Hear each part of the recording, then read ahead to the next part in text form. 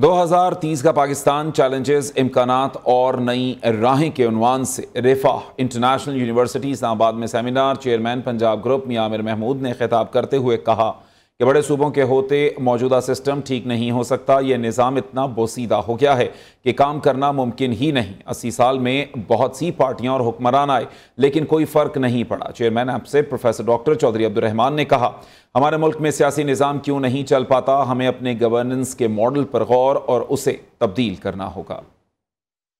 एफसिप के ज़ेरे तमाम इस्लामाबाद की रिफा इंटरनेशनल यूनिवर्सिटी में सजी अहम फिक्री नशिस्त, जिसका इन्वान था 2023 का पाकिस्तान चैलेंजेस, इम्कानात और नई राहें। तकरीब से मरकजी खिताब करते हुए चेयरमैन पंजाब ग्रुप ऑफ मियां आमिर महमूद ने कहा, गवर्नेंस की बेहतरी के लिए हमें छोटे सूबों के मॉडल की तरफ जाना होगा। सूबे बड़े होने से मौजूदा सिस्टम ठीक नहीं हो सकता। पंजाब अगर मुल्क बने तो दुनिया का 7वां या 8वां बड़ा मुल्क बनेगा। 80 साल गुजर गए, कोई फर्क नहीं पड़ा। 80 साल में बहुत सी पार्टियां आई, बहुत सारे हुक्मरान आए, बुरे भी आए होंगे लेकिन यकीनन अच्छे भी आए होंगे। ये तो नहीं हो सकता कि 80 साल में मुसलसल हमें बुरे हुक्मरान मिले हैं। हमें बुरी ही पार्टियां मिली हैं, अच्छे लोग भी मिले हैं, हमें मिले होंगे जरूर। कोई मुझे पसंद है वो मेरे लिए अच्छा है, कोई आपको पसंद है वो आपके लिए अच्छा है। तो उस तरह के अच्छे लोग भी आते रहे और जाते रहे, लेकिन फर्क नहीं पड़ा हमें। एफसिप के बानी chairman professor doctor Chaudhry Abdurrahman ने इजहार ख्याल करते हुए कहा, हमारे मुल्क में सियासी निज़ाम क्यों नहीं चल पाता। हमें अपने गवर्नेंस मॉडल पर गौर करना होगा। नबी पाक का लीडरशिप मॉडल सबसे बेहतरीन था, जिस पर अमल करने की जरूरत है। यूनिवर्सिटियाँ महज तालीम नहीं बल्कि कौमों की तकदीर बदलने का मरकज होती है। नबी पाक सल्लल्लाहु अलैहि वसल्लम का मॉडल क्या था? वो इनसाइड आउट अप्रोच पे मबनी मॉडल था, जो जितने भी लीडरशिप के मॉडल आए हैं उनसे बेहतर था। ये सारे मॉडल्स अपने लोगों के लिए या अपनी अक़वाम के लिए या अपने मुल्कों के लिए होते हैं।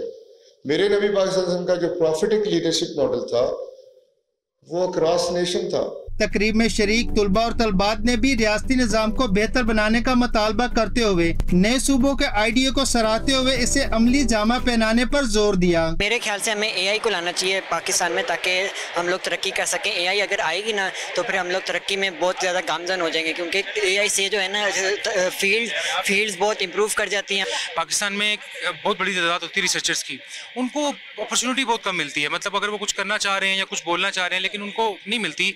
लेकिन जब वो बाहर जाते हैं, किसी और कंट्री में जाते हैं, if you talk about different countries में नाम नहीं लूँगा, तो उनको वहाँ ज़्यादा एक अच्छी एक अपॉर्चुनिटी मिलती है और एक्नॉलेजमेंट किया जाता है। डिग्री कोई भी है वो इम्पोर्टेंट है, लेकिन अपनी डिग्री पे हमें कमांड होनी चाहिए और उसको हम एक पॉजिटिव वे के तरीके उसको यूज़ करें तो तभी हम अपना एक रोल प्ले कर सकते हैं। बच्चे को डिसिप्लिन, बच्चे को अपने गोल ओरिएंटेड बनाना हमारा काम है। एजुकेशन सिस्टम को जब तक हम सीधा नहीं करेंगे, नौजवान नस्ल तरक्की नहीं कर सकती। रिफा यूनिवर्सिटी के चांसलर हसन मोहम्मद खान का कहना था, जैसे हम यूनिवर्सिटी कैंपस को डिसेंट्रलाइज करके नताइज बेहतर बनाते हैं, ऐसे ही मुल्की निज़ाम को भी मकामी सतह करके मजबूत बनाया जा सकता है। सेमिनार के दौरान मियां आमिर महमूद ने तुलबा और तलबात के सवालात के जवाब भी दिए।